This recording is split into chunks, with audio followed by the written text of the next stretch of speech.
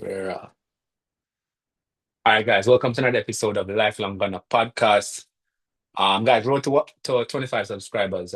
So remember, guys, subscribing is free. So I help you boy out and subscribe. All right, so we recently heard this morning that Saka signed a new 5-year extension to his contract at the club that will take us to about what's that, 2031. Fabrizio Romano made us aware of that this morning. And I just want to have a brief conversation on obviously I don't think any Arsenal fan out there would disagree or be mad or upset or dismayed by that extension. I think we all, you know, would have liked for that to happen. I don't think there is a right wing around that's available that we could get anyways that is of that quality and standard and level of performance in terms of goals and assists and performances on a consistent basis. Because I think at this point, it's fair enough to say that Saka is world class. And if you're still like, if you're still unsure, or if you're still like you have to be the most deluded person on earth. Just the numbers alone puts him in that category, even before this season. But anyways, I have a guest with me today. My brother from another mother, Pablo. And so, Pablo, what's up? You good? Hey, what's up, dog? I'm Yo, good. I'm here, man. I'm here. So Pablo is also uh avid, lifelong Arsenal fan like myself. We've shared many conversations in the past about Arsenal from me and Pablo are at that point in life. So we've been around for a little while. And still we've seen the best and the worst of Arsenal. But I want to know, Pablo, what you think about that contract extension? 5 years, 2031 in the in terms of what is available on the market, in terms of team dynamics, in terms of him being from Haaland and him being, Arsenal inside out. What do you think about it? Do you think we could have found somebody else, or do you think that this was an appropriate decision? Um, yeah, I think it was a good decision. I think it goes without saying, you know. It was a no-brainer. As far as I see it, Arsenal is the best fit for Saka, and right now, and Saka is the best fit for Arsenal. I mean, he started from the youth academy, from very young age, and he made his name. And yeah, I don't see no other reason why we shouldn't extend his contract.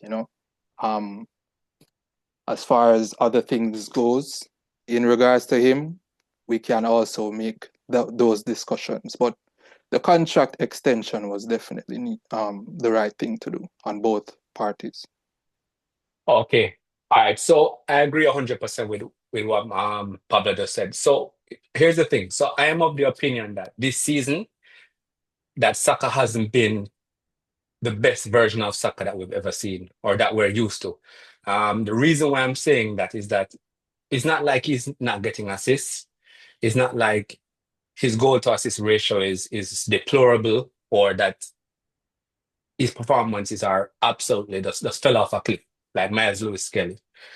Um, but I can tell when a player is not on form, where when the small things that he tries to do doesn't work out, and I can see the forcing and the forcing of the issue and the clumsiness starting to set in, and the frustration starting to set in. So when Saka is receiving balls, oftentimes Saka is a magnet. Once the ball come to him, he have the ball under his spell. This season, I see a lot of times where he's miscontrolling the ball, and over the last 2 years, Saka has had a very inconsistent time, where as far as game time is concerned, because of injuries, and maybe overplaying and all that kind of stuff. So he's been out, he's been in, he's been out. So I understand that when a player come back from layoffs and they're back and forth, that oftentimes it takes a while for them to get back to their very best.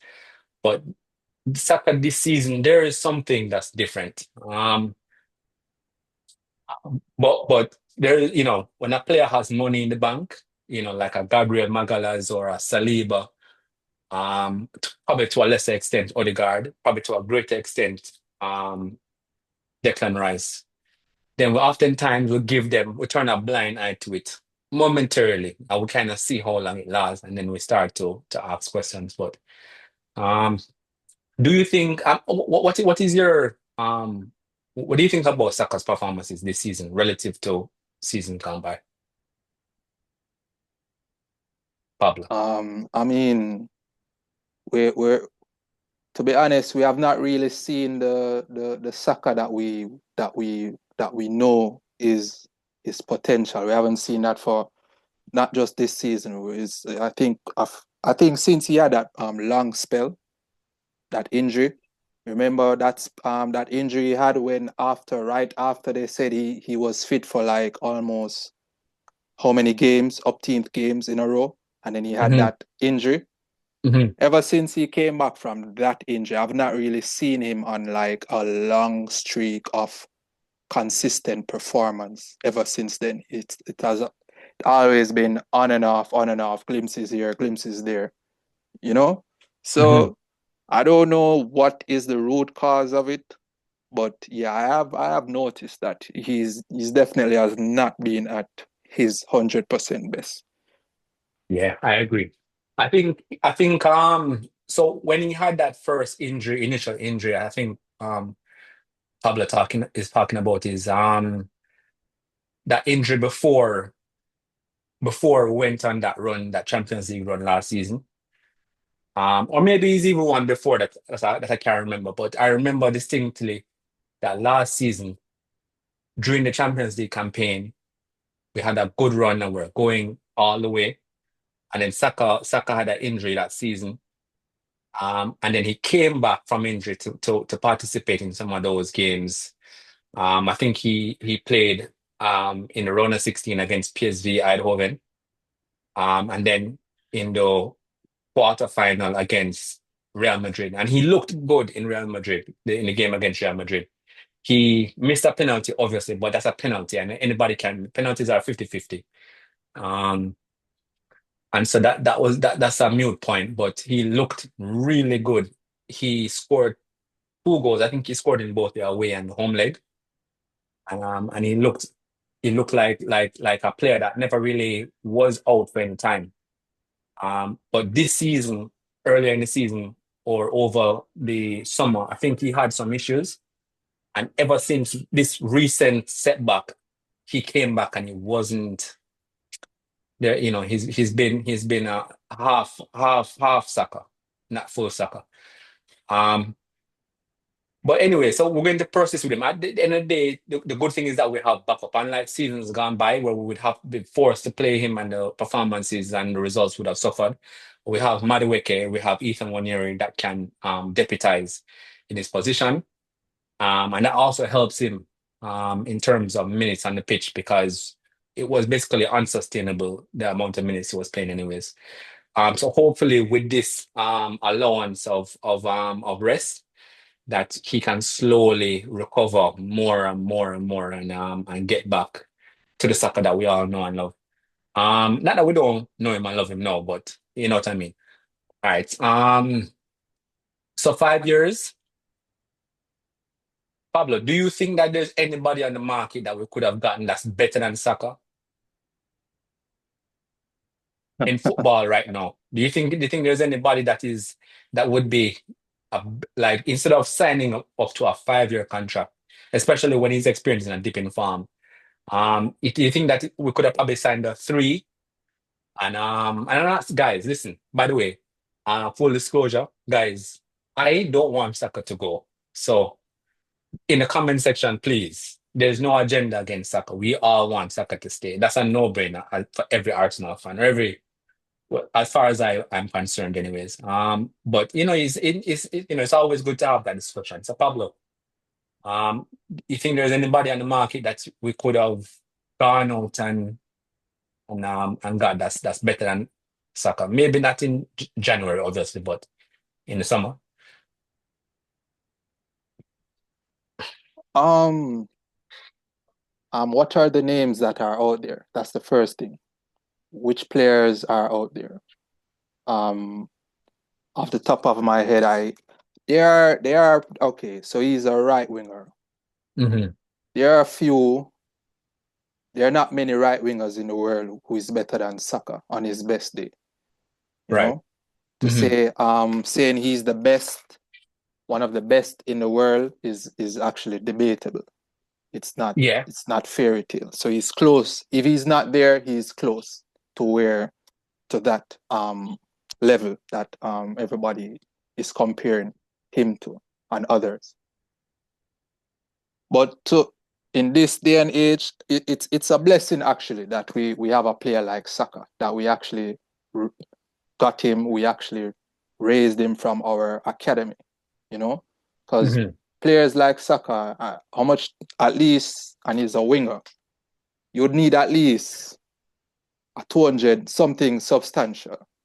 So that's the first thing. The economics of it, of a club of Arsenal stature. I'm not saying it's not unattainable or not possible, but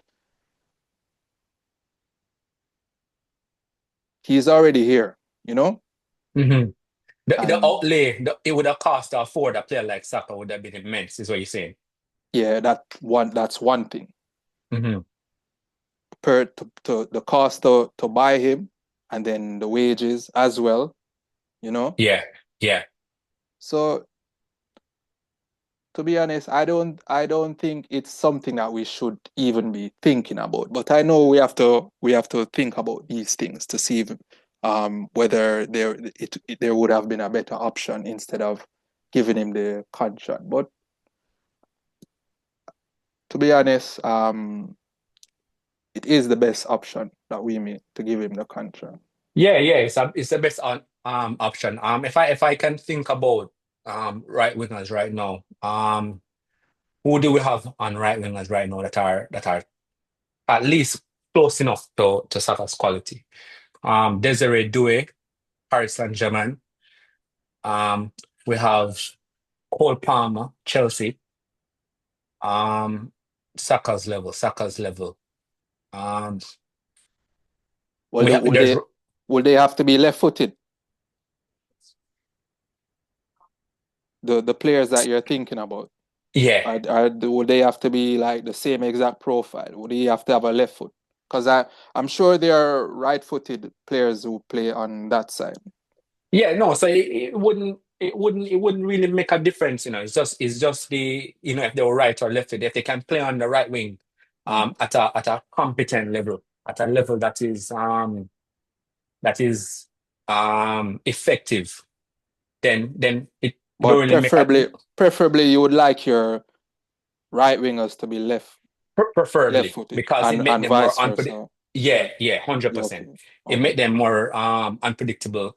It's more natural for them to be left-footed. As a consequence of being a winger, you have to cut in and you have to be able to have a good left foot for all of that activity. But I think for those players who play on the right, I think apart from Desiree Doué, I mean, I'm obviously there's a lot of wingers that play on the right, but of Saka's level, the pool is very very small. Um, and so I think that kind of gives us our answer. I think in a nutshell, the club made the right decision. Like Pablo said, he came through our academy. The philosophy is ingrained in him. He understands the philosophy. He's been around for a while in the first team. Um, and he's been around the same players for a consistent amount of time. So he understands the system. He understands the players around him, and that's why that's a part of what makes him so effective. So to get rid of him and to start new again with somebody else would have been a total waste of time. Um, Yeah, so I think that brings us to, I think we just broke basically just drove from the point. All right, guys. So remember, road 25 subscribers. Help your boy and subscribe. Thank you for joining us on another episode of the Lifelong Gunner podcast. Happy New Year to everybody, and we'll see you in the next one. All right, peace and love. We're out.